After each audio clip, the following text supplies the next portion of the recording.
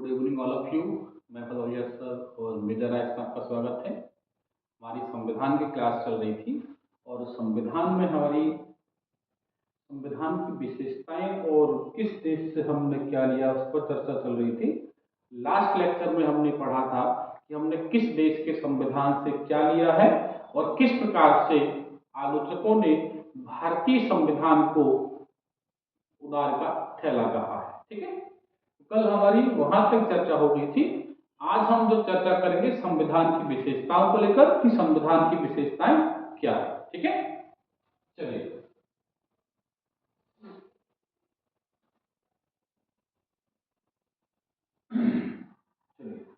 तो पहला है हमारा भारतीय संविधान की प्रमुख विशेषताएं, यानी संविधान की क्या विशेषताएं हैं उस पर हम चर्चा करेंगे। सबसे पहली जो बात है कि भारत का संविधान विश्व का सबसे विशाल और लिखित संविधान है। ऐसा मैं क्यों कह रहा हूं कि अगर आप ब्रिटेन के संविधान की बात करेंगे, ब्रिटेन का संविधान अलिखित संविधान है। वही अमेरिका की बात करेंगे, अमेरिका का संविधान लिखित संविधान है, लेकिन अमेरिका के संविधान में बहुत कम आर्टिकल है, बहुत कम संशोधन हुए हैं। जबकि भारत का जो संविधान है वो एक विशालकाय संविधान है। लगभग उस समय की बात करूं तो 395 अनुच्छेद हैं, 22 भाग हैं, 8 अनुसूचियां हैं। अगर वर्तमान की बात करेंगे तो वर्तमान के संविधान में 25 भाग हो चुके हैं, 470 के समथिंग जो हैं अनुच्छेद हैं और 12 अनुसूचियां हैं। तो आप कह सकते हैं कि भारत का संविधान विश्व का सबसे विशालकाय और लिखित संविधान है। उसी पर हम चर्चा करने जा रहे हैं। ठीक है, तो सबसे पहला क्या है, मूल संविधान में 22 भाग हैं। कितने भाग हैं? 22 भाग हैं, 395 अनुच्छेद हैं और 8 अनुसूचियां थी। ठीक है, मूल संविधान में कितने हैं? लिखित और विशाल संविधान हमारा जो है टाइटल है। मूल संविधान में 22 भाग, 395 अनुच्छेद, 8 अनुसूचियां थी, जो वर्तमान में बढ़कर 25 भाग, 470 अनुच्छेद और 12 अनुसूचियां हो गई हैं। ठीक है,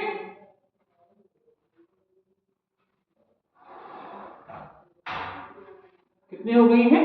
25 भाग, 470 अनुच्छेद और 12 अनुसूचियां में विभाजित हैं। इस प्रकार से, और इसके अलावा 105 संशोधन हुए हैं। कितने संशोधन हैं? 105 संशोधन हैं। इस प्रकार से कहा जाता है कि भारत का संविधान विश्व का सबसे विशाल और लिखित संविधान है। यही कारण है, जब आप इस जो है 105 संशोधन कर देंगे, 25 भाग कर देंगे, 470 अनुच्छेद कर देंगे, 12 अनुसूचियां कर देंगे, तो कहीं ना कहीं आपका संविधान कैसा हो जाएगा? विस्तारित हो जाएगा। इसीलिए कहा गया कि भारत का संविधान लिखित और विशालकाय संविधान है। ठीक है, अगर आपको स्क्रीनशॉट लेना हो तो आप स्क्रीनशॉट इसका ले सकते हैं। इसके बाद आगे बढ़ते हैं विशेषताओं में। अगली हमारी विशेषता है एकल नागरिकता। क्या है? एकल नागरिकता। अगर हम एकल नागरिकता की बात करेंगे तो भारतीय संविधान में एकल नागरिकता का प्रावधान है। किसी भी संघीय देश की बात करोगे तो संघीय देश में दोहरी नागरिकता का प्रावधान होता है, लेकिन भारत एकमात्र संघीय देश है जहां पर एकहरी नागरिकता का प्रावधान है। देखिए, अब संघीय शब्द की भी अलग अलग डेफिनेशन है। अंग्रेजी में अलग शब्द है, हिंदी में संघ है। एक होता है फेडरल सिस्टम, एक होता है यूनियन सिस्टम। भारत में यूनियन शब्द को लिया गया है, जबकि अमेरिका में फेडरल सिस्टम को लिया गया है। फेडरल सिस्टम में या फेडरल जो संघ होता है वहां पर राज्य समझौते का परिणाम होते हैं, जबकि यूनियन संघ में राज्य विलय का परिणाम है। यही कारण है भारत में यूनियन शब्द लिया गया और यूनियन शब्द के अनुरूप क्योंकि राज्यों का विलय हुआ है, इसलिए राज्यों की नागरिकता का प्रावधान नहीं हो सकता। इसीलिए भारत में एकहरी नागरिकता है, जबकि अमेरिका के अंदर दोहरी नागरिकता आपको देखने को मिलेगी। अमेरिका में एक नागरिकता उस प्रांत की लेनी पड़ती है जहां पे आप रहना है, और एक नागरिकता आप उस देश अमेरिका की लेंगे, है ना। भारत में एकहरी नागरिकता है और अमेरिका में दोहरी नागरिकता है। मूलतः संघीय संविधान में दोहरी नागरिकता का प्रावधान होता है, परंतु भारत ऐसा संघ है जहां पर एकहरी नागरिकता का प्रावधान है। अमेरिका जैसे संघ राष्ट्र में दोहरी नागरिकता का प्रावधान है। ठीक है, एकहरी नागरिकता, एक नागरिकता केंद्र के लिए और एक नागरिकता जो है राज्य के लिए। वही भारत का प्रत्येक नागरिक केवल एक भारत का नागरिक होता है, ना कि किसी प्रांत का। कारण क्या है वो मैंने आपको बता दिया है। जबकि अमेरिका का प्रत्येक नागरिक उस अमेरिका का नागरिक होता है, साथ ही जो है उस प्रांत का भी नागरिक होता है जहां पर वो रहता है। ठीक है, यह है हमारी एकल नागरिकता। क्या है? एकल नागरिकता। आपको स्क्रीनशॉट लेना हो तो आप ले सकते हैं।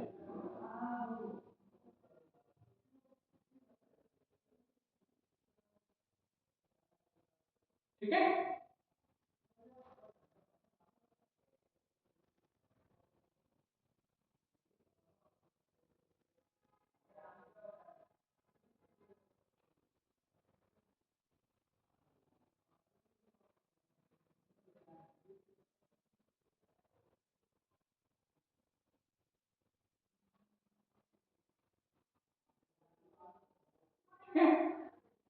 चलिए इसके आगे बढ़ते हैं।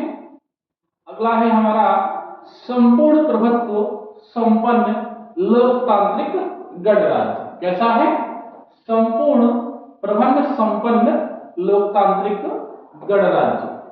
ठीक है, संपूर्ण प्रभुत्व संपन्न लोकतांत्रिक गणराज्य। संपूर्ण प्रभुत्व संपन्न से आशय होता है कि जो भारत है उसकी जो व्यवस्था है या उसकी जो फॉरेन पॉलिसी है उस पर किसी बाहरी देश का प्रभाव नहीं होगा। ठीक है, संपूर्ण प्रभुत्व संपन्न का मतलब क्या है कि भारत जो देश है उसकी जो विदेश नीति है, क्या है? विदेश नीति है। उस विदेश नीति पर किसी भी अन्य देश का कोई भी प्रभाव नहीं पड़ेगा, यानी कि भारत की स्वयं की अपनी विदेश नीति होगी। आज भी आप देखते हैं कि भारत पर कई प्रकार के जो है प्रेशर डाले जाते हैं, लेकिन भारत कभी भी किसी देश के दबाव में आकर अपनी फॉरेन पॉलिसी चेंज नहीं करता। तो संपूर्ण प्रभुत्व संपन्न का मतलब है कि भैया हम अपने आप में इतने कैपेबल हैं कि हम अपनी नीतियों को स्वयं बना सकते हैं। ठीक है, तो संपूर्ण प्रभुत्व संपन्न से आशय व्यवस्था से है जिसमें किसी बाहरी देश का नियंत्रण से देश मुक्त रहता है तथा विदेश नीतियों को स्वयं निर्धारित करता हो। इस संबंध में भारत पूर्णतः कैसा है? स्वतंत्र है। यानी जो बात मैंने कही कि भारत की विदेश नीति भारत स्वयं तय करेगा, किसी को भी भारत की विदेश नीति तय करने का अधिकार नहीं होगा।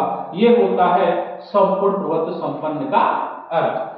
भारत की संप्रभुता किसी विदेशी सत्ता नहीं अपितु भारत की जनता में निहित होगी। यानी भारत की जो संप्रभुता है वो किसी विदेशी देश में निहित ना होकर भारत की जनता में क्या होगी? निहित होगी। इसके बाद है लोकतंत्रात्मक व्यवस्था या लोकतंत्रात्मक व्यवस्था। ठीक है, भारत की सत्ता या सरकार शक्ति से इसका मतलब है इसका स्रोत जनता में निहित है। यानी कि डेमोक्रेसी का मतलब है कि जो शक्ति है वो कहां पर नियंत्रित होती है? जनता से होती है। किसी भी लोकतांत्रिक देश में जो अंतिम शक्ति है वो किसके पास होती है? जनता के पास होती है या जनता में निहित होती है। जनता ही उस शक्ति की क्या होती है? अधिकारी होती है, क्योंकि जनता हर 5 साल के अंदर जो है अपनी सरकार को चुनती है और वो सरकार जो है जनता के हित में कार्य करती है। लोकतांत्रिक व्यवस्था से आशय भारत की सत्ता या सरकार शक्ति से है, इसका स्रोत जनता में निहित है। जबकि गणराज्य से अर्थ है, गणराज्य से अर्थ क्या है कि भारत का जो मुखिया होगा वो कैसा होगा? जनता के मध्य से चुना जाएगा। इसका पद अनुवांशिक नहीं होगा। ठीक है, इसका अर्थ क्या है कि भारत का जो मुखिया है वो जनता के मध्य से चुना जाएगा, जनता के हित में कार्य करेगा और जनता के बीच से होगा, ना कि वंशानुगत। भारत का जो राष्ट्रपति का पद है वो जनता के मध्य से आएगा और जनता के द्वारा ही चुना जाएगा और ये पद वंशानुगत नहीं होगा। ये शब्द होता है गणराज्य का अर्थ। इसीलिए भारत रिपब्लिक भारत है, ना कि जो है किसी अन्य देश की तरह जो है तानाशाही या ऑटोक्रेसी का भारत है। भारत में जब से आजाद हुआ है तब से जो है लगभग 15 राष्ट्रपति हो चुके हैं। वर्तमान में जो महामहिम द्रौपदी मुर्मू तक जो है 15 राष्ट्रपति हो चुके हैं। तो भारत कैसा है? गणराज्य है। यहाँ का मुखिया जो है वंशानुगत नहीं है, साथ ही जनता के मध्य से चुनकर आता है। तो यहाँ पर 3 शब्द आपको देखने को मिले। पहला है संपूर्ण प्रभुत्व, दूसरा है लोकतांत्रिक और तीसरा है गणराज्य। संपूर्ण प्रभुत्व का अर्थ है कि भारत की विदेश नीति भारत के द्वारा तय की जाएगी और कोई अन्य देश उसको तय नहीं कर सकता है। लोकतंत्रात्मक का मतलब होता है कि सरकार की शक्ति जनता में निहित होगी, जबकि गणराज्य का अर्थ है कि देश का जो मुखिया होगा उसका पद वंशानुगत ना होकर जनता के मध्य से चुना जाएगा। ठीक है, आप इसका स्क्रीनशॉट ले सकते हैं।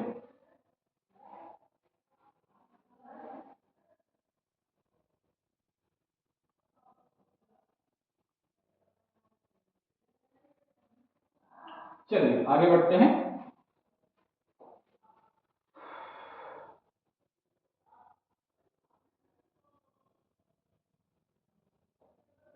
चलिए अगला है हमारा समाजवादी और धर्मनिरपेक्ष राज्य। क्या है? समाजवादी और धर्मनिरपेक्षवाद। समाजवादी जो है प्रारंभिक प्रस्तावना में तो नहीं था, परंतु 42वें संविधान संशोधन 1976 द्वारा श्रीमती इंदिरा गांधी की सरकार में से जोड़ा गया।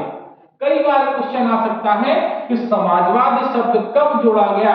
तो समाजवाद शब्द 42वें संविधान संशोधन 1976 द्वारा जो है इंदिरा गांधी की सरकार के द्वारा आपातकाल के दौरान जोड़ा गया। कब जोड़ा गया? आपातकाल के दौरान। ठीक है, तो संविधान में सभी भारतीयों को अपने अपने धर्म के आचरण करने की क्या दी है? पूर्ण स्वतंत्रता दी है। देखिए वैसे तो समाजवाद का अर्थ जो है भारत में लोकतांत्रिक समाजवाद की बात है। यहाँ पर है कि सभी प्रकार के जो है व्यक्ति समान हैं, सर्वधर्म समभाव की भावना है।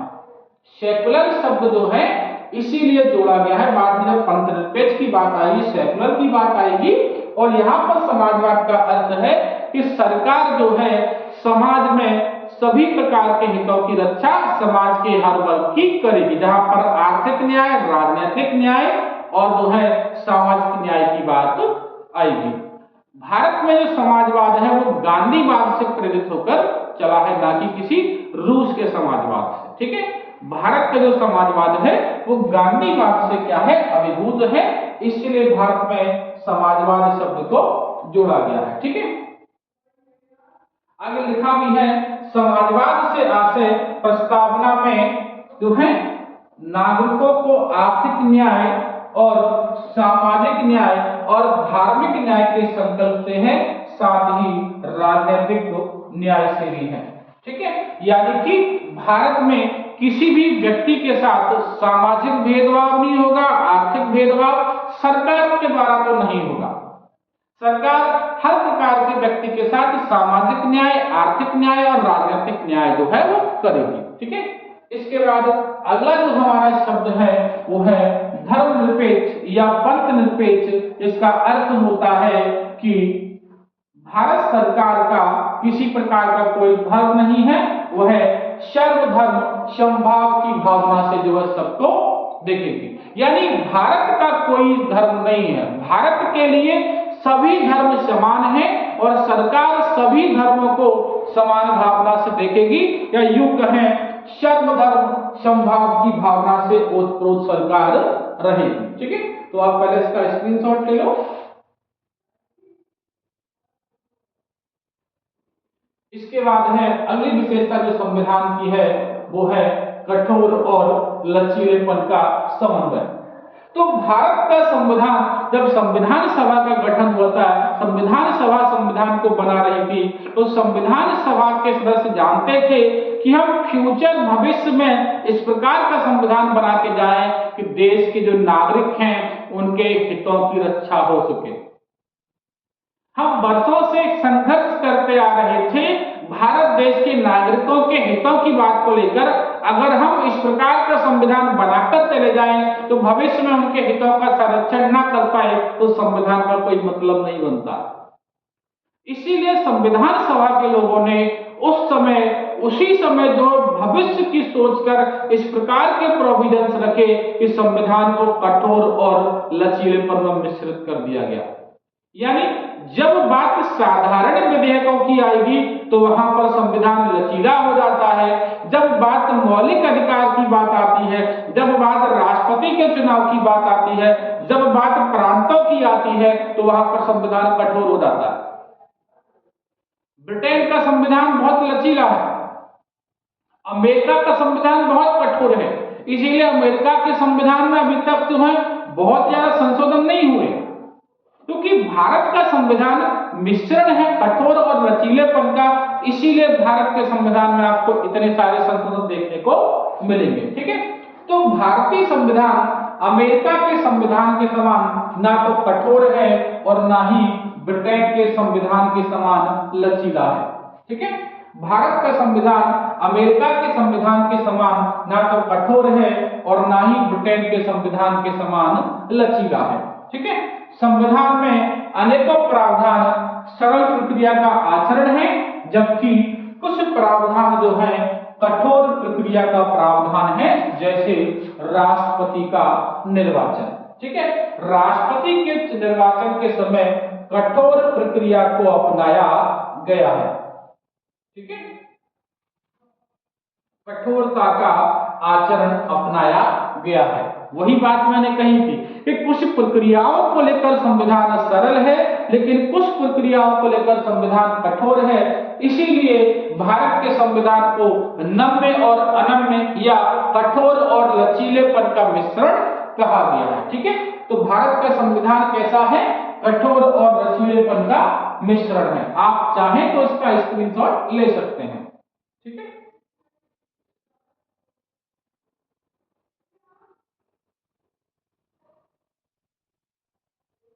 चलिए अगला है हमारा विधि का शासन। यानी भारतीय संविधान में विधि बनाने की पूरी प्रक्रिया का वर्णन है कि किस प्रकार से हम संविधान की सहायता से भारत में कानून का निर्माण कर सकते हैं। ठीक है, तो भारतीय संविधान विधि का शासन है। कैसा शासन है? विधि का शासन है, यानी कि भारत में हर